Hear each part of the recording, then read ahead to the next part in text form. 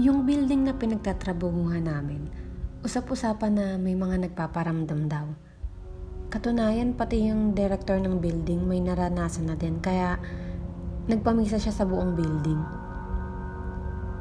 Nangyari to nung pangatlong araw ko pa lang sa trabaho. Dahil sa bago-bago pa lang ako nun, wala pa akong alam sa mga kwento-kwento dun tungkol sa lugar namin. Panggabi yung pasok ko nun, kaya minsan kaunti lang talaga yung tao. Isang gabi, sumakay ako ng elevator.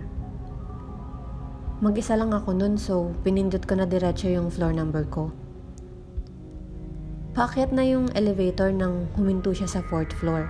Then bumukas yung pinto. Naghihintay ako may pumasok.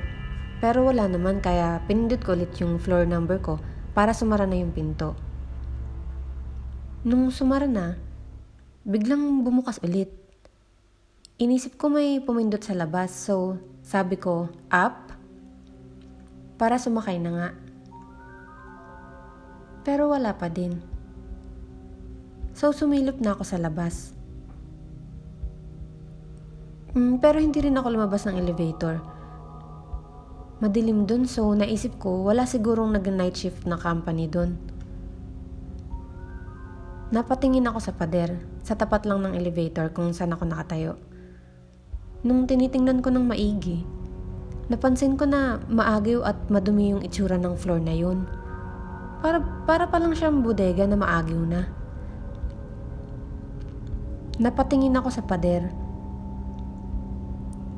Malapit lang yun, pero dahil sa madilim, hindi ko makita ng mabuti kung ano yung talagang meron dun.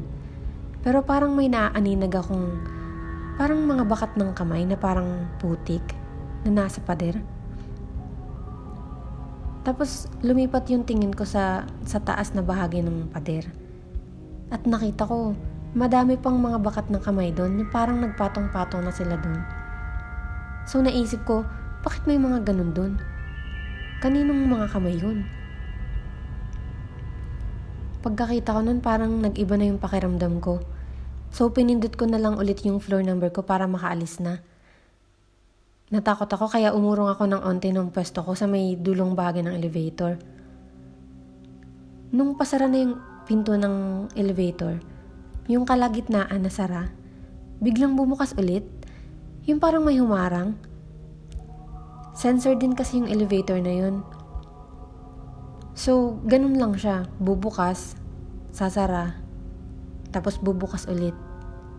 Paulit-ulit. Yung takot ko, sinabayan pa ng malamig na hangin. Ako lang ba yun? Kasi nanlalamig na ako sa takot. Pero hindi eh. Pakiramdam ko may sumakay na.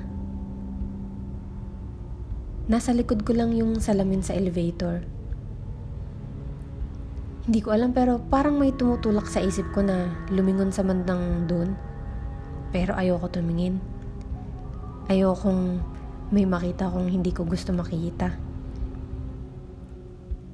Gusto ko nang umalis dun. Ang alam ko may stairs at fire exit kada floor sa building namin. Pero hindi ko alam kung bukas ba yun. Lalabas ba ako? Pero ang dilim eh. Wala akong makita. Binuksan ko yung bag ko para hanapin yung cellphone ko at gagawin ko na lang flashlight. Kaso hindi ko makita. Naalala ko naiwan ko pala yun sa ibabaw ng TV namin. Sa lahat ng araw, ngayon ko pa naiwan yung cellphone ko. Tuloy pa rin yung pagsara at pagbukas ng elevator. Hanggang sa naisip ko na pindutin na yung alarm at yung voice speaker para humingi ng tulong sa admin. Nung pipindutin ko na yung alarm, nagulat ako nang biglang sumara na yung pinto at umandar na nga yung elevator pataas. Nabuhayan ako ng loob nun, pero hindi pa rin nawawala yung pag-aalala ko. Finally, bumukas na nga yung pinto ng elevator sa floor ng opisina namin. Kaya nakahinga na rin ako ng maluwag. Ayokong magmukhang takot, kaya casual lang akong pumasok sa office at umupo sa cubicle ko. Nung break namin, Nagkwentuhan kami ng mga office mates ko. At sabi ko sa kanila, wala palang occupants ang 4th floor, no? Natahimik sila at nagtinginan. Sabi ng isa sa akin, paano mo nalaman? Sabi ko naman, bumukas kasi yung elevator dun kanina eh. Ang tagal ko nga dun, kala ko may kung anong nasira na sa elevator. Natakot sila para sa akin. Sabi nila, hindi daw bumubukas yung elevator dun sa 4th floor. Sabi ko naman, ang tagal ko nga dun. Dapat nga maghahagdan na ako kasi ayaw sumara ng pinto ng elevator. Kinilabutan ako sa sinabi nila. Sabi nung isa, naku, buti na lang hindi mo ginawa yun. Nakapadla kasi ang mga fire exits at stairs dun. Binawal na kasi yung pagpasok dun eh. Sabi pa ng isa, oo, close na yung floor na yun kasi haunted daw dun eh. Buti na lang hindi ako lumabas ng elevator dun kasi baka napagsarahan ako at di na ako makalabas. Kung nagkataon baka may masamang nangyari sa akin. Sabi pa nila, dati daw may nag-office dun pero sa dami ng mga kung anong nagpaparamdam, pinasara na lang din ng building admin yung floor na yon.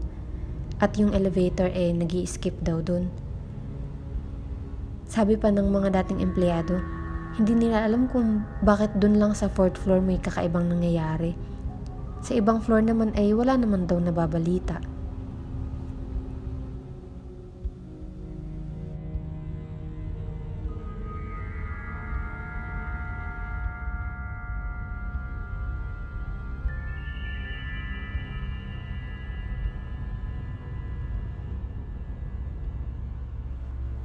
Nagustuhan niyo ba ang kwento? Para maging updated sa mga bagong contents, hit nyo lang ang subscribe button sa screen nyo. Pwede rin kayo mag-visit sa Facebook page at sa website. Yung mga links nasa description box. Salamat sa pakikinig.